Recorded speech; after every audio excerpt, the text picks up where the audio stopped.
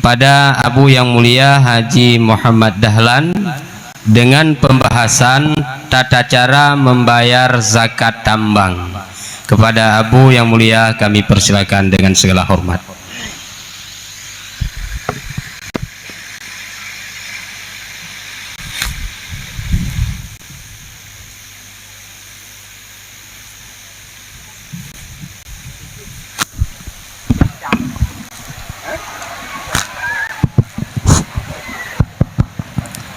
Assalamualaikum warahmatullahi wabarakatuh.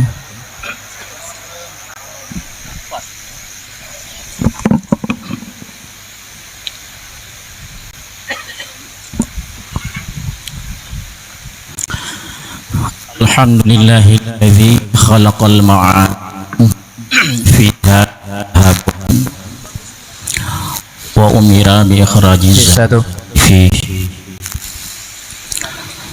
Wassalatu wassalamu ala sayyidina Muhammadinil qail laisa fi aqallin min 20 dinaran syai'un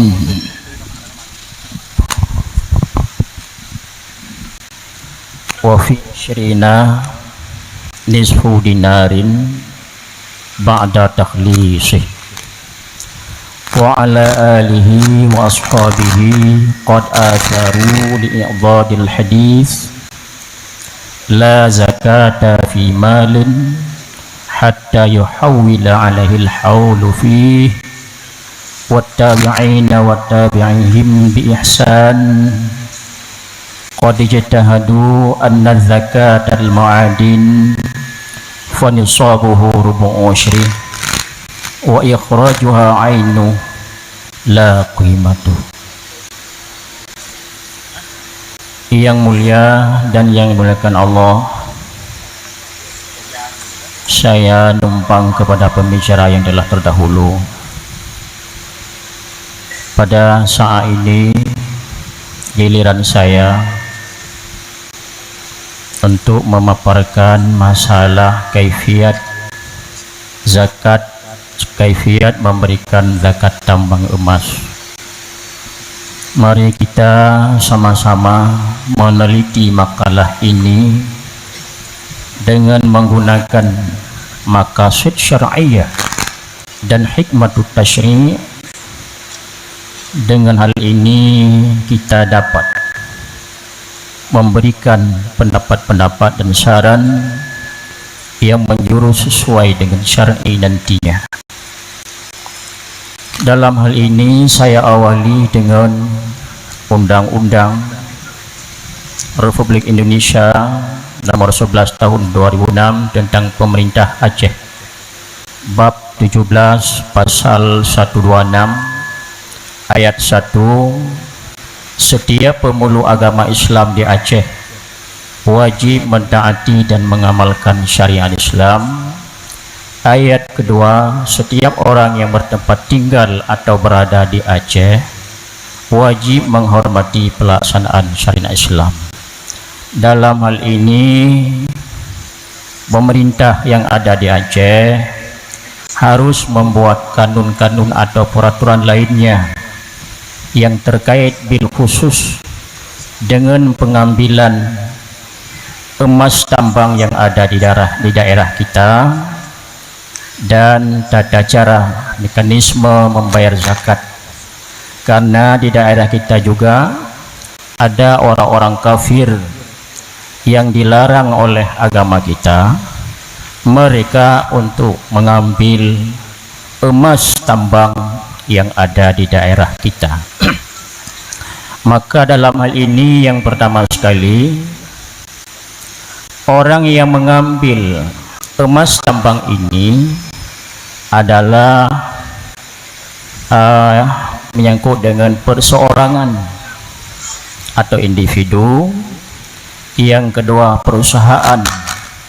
Yang kedua komponen ini bila mana sudah mencukupi syarat-syaratnya untuk membayar zakat, maka wajib membayar zakat emas tambang tersebut.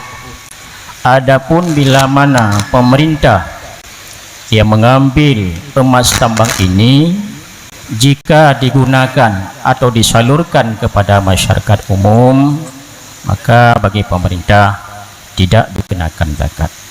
Ini yang pertama. Yang kedua, menyangkut dengan apa itu makdin atau emas tambang. Makdin atau tambang adalah tempat baik gunung, sungai yang di dalamnya itu Allah nyimpan emas. Nah, kemudian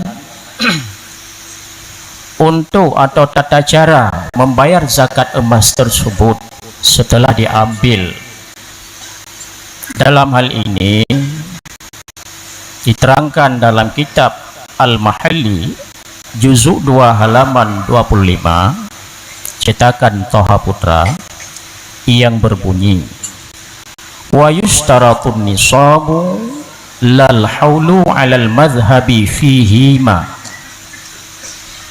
Disyaratkan akan nisab, tidak disyaratkan akan hul, berdasarkan atas pendapat al-madhhab pada masalah makdin dan rikas.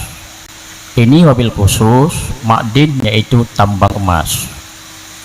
Nah, oleh karena ada beberapa pendapat yang berbeda, yang pertama, ada pendapat yang mengatakan tidak disyaratkan nisab pada emas tambang tersebut.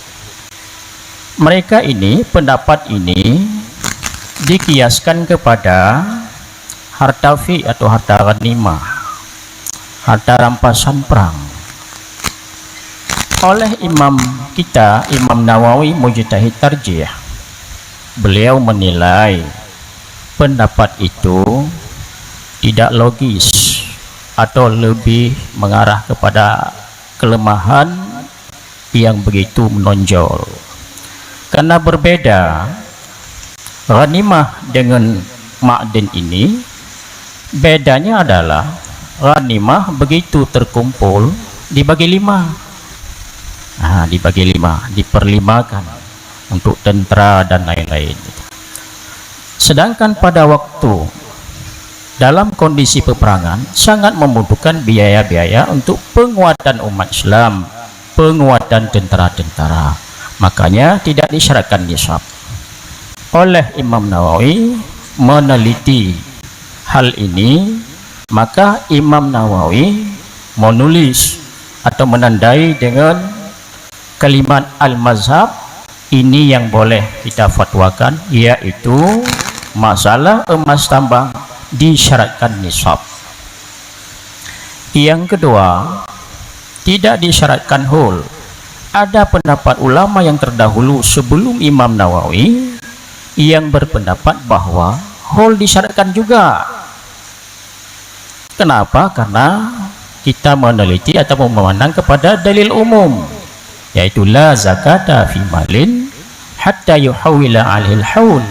Maka semua zakat, semua barang-barang yang wajib zakat tanpa kecuali disyaratkan hul. Oleh Imam Nawawi meneliti pendapat ini juga lemah. Kenapa? Karena disyaratkan hul ini lebih mengarah dan layaknya kepada barang yang dizakati itu berkembang dalam tahun ke tahun. Contoh binatang ternak, kambing misalnya, dari tahun ke tahun dia berkembang, lahir 1, 2, 3. Sedangkan emas tambang ini tidak, dia sudah berkembang pada dirinya. Begitu dia ambil, diolah menjadi dinar, menjadi anting-anting dan sebagainya. Oleh Imam Nawawi meneliti hal-hal yang sedemikian, maka oleh imam tersebut menandai, menguatkan pendapat bahwa emas tambang ini disyaratkan nisab, tidak disyaratkan hul. Yang ketiga, mengeluarkan emas tambang ini setelah bersih dari tanah, batu dan lain-lain, sudah bersih. Jangan dibayar zakat ini, emas tambang ini dengan cara masih kotor. Kemudian selanjutnya dalam kitab Al-Mahalli juzuk 2 halaman 25 juga diterangkan tentang masalah penggabungan hasil pendapatan penggalian pertama dengan penggalian yang kedua. Wa yudhammu ba'dhuhu ail mustakhraju ila ba'dhin fin nisab in tataba'al amal. Nah, dalam kitab ini diterangkan juga dalam mengambil atau menghasilkan emas tembang tersebut tidak boleh putus-putus, terus menerus. Kalau memang putus-putus, untuk menyempurnakan nisabnya ini sudah agak peralihan dengan cara yang berbeda, seperti yang diambil dengan cara beriring-iring atau berturut-turut. Kemudian disyaratkan juga tempat pengambilan emas tambang ini harus satu tempat dalam menyempurnakan nisab. Misalnya kita ambil emas di Gunung A, sudah habis misalnya, atau sudah kita berhenti, terus kita meranjak mengambil emas tambang ini ke Gunung B, maka sudah istiqnaf amal di dalam kitab disebutkan. Oleh karena istiqnaf amal, penghasilan di Gunung A ini kita simpan dulu untuk menyempurnakan nisab. Bila mana di Gunung B nantinya tidak mencukupi nisab, boleh disempurnakan dengan hasil pendapatan yang ada di Gunung A. Ini merupakan syarat dalam mengikmal nisab, ada dua. Yang pertama tatabu'ul amal, yang kedua ittihadil ma'din. Terus yang ketiga bila mana atau selanjutnya bila mana pengambilan secara berputus-putus tanpa uzur, ini cara menyempurnakan nisab nanti